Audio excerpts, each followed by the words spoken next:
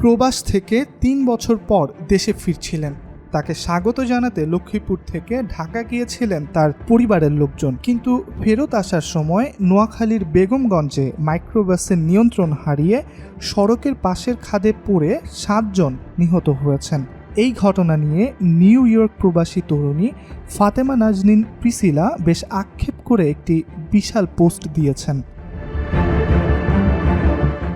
Priscilla লিখেছেন, মোহাম্মদ বাহারউদ্দিন একজন প্রবাসী, অনেক বছর পর দেশে আসবেন, নিজে ছিলেন খুশিতে আত্মহারা, পরিবারও এই আনন্দে অনেক দিন ঘুমাতে পারেনি।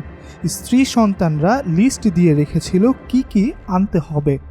সন্তানরা অপেক্ষায় ছিল বাবা অনেক চকলেট খেলনা নিয়ে আসবেন।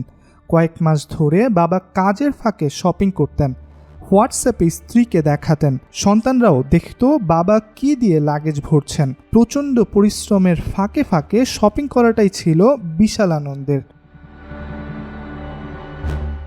প্রিসিলা আরও লিখেন, ওমান থেকে ফেরত এসেছিলেন প্রবাসী মোহাম্মদ বাহারউদ্দিন।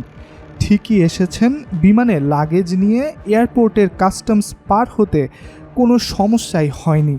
এয়ারপোর্ট থেকে বের হওয়ার পর বাবাকে দেখে সন্তানদের খুশি দেখে কে? শুধু স্বামীকে এত বছর পর দেখে জড়িয়ে ধরে কাঁদছিলেন স্ত্রী।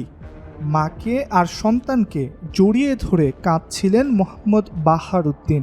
2.5 বছর পরে দেশে ফেরার সময় স্বপ্ন যাবে বাড়ি এই স্ট্যাটাস দিয়েছিলেন ফেসবুকে। অনেক লাইক কমেন্ট হয়েছিল, এখনও হচ্ছে।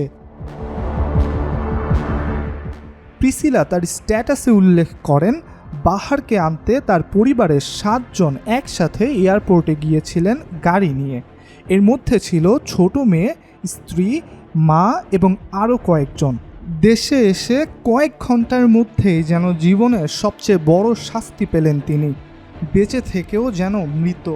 মোহাম্মদ বাহারউদ্দিনের দিনগুলো এখন কাটছে কবর খুঁড়ে, প্রিয়জনকে জানাজা দিয়ে দাফন করে কুলখানির অপেক্ষায়। একসাথে এত সমুদ্র সমান ব্যথা সহ্য করতে হবে, এটাই কি ভাগ্য? এর নামই কি জীবন? এই কি আমাদের দেশ? এটাই কি আমাদের প্রতিদান?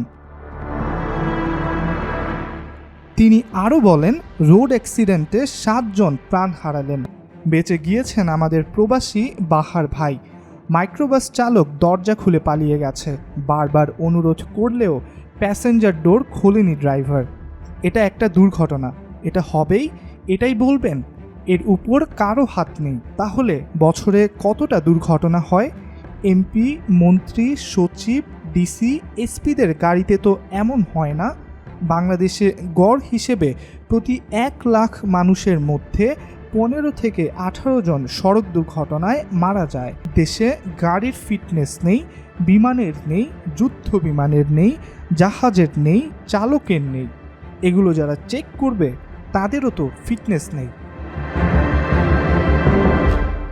সব শেষে তিনি বলেন, গরিব এভাবে মরবে, এটাই যেন স্বাভাবিক হয়ে গেছে। দেশে অনেক ভালো রাস্তা আছে, ব্রিজ আছে, ফ্লাইওভার আছে, নেই শুধু জীবনের নিরাপত্তা। আমি আরও লিখলে কি হবে? এই দেশে সব কিছু টাকায় বেচা যায়, সব কিছু কেনা যায়। স্বপ্ন বাড়ি পৌঁছায়নি, বাড়ি পৌঁছেছে খালি ব্যাগ, ছিন্ন হৃদয় আর এক বুক অন্ধকার। ইব্রাহিম হোসেন, আজকাল।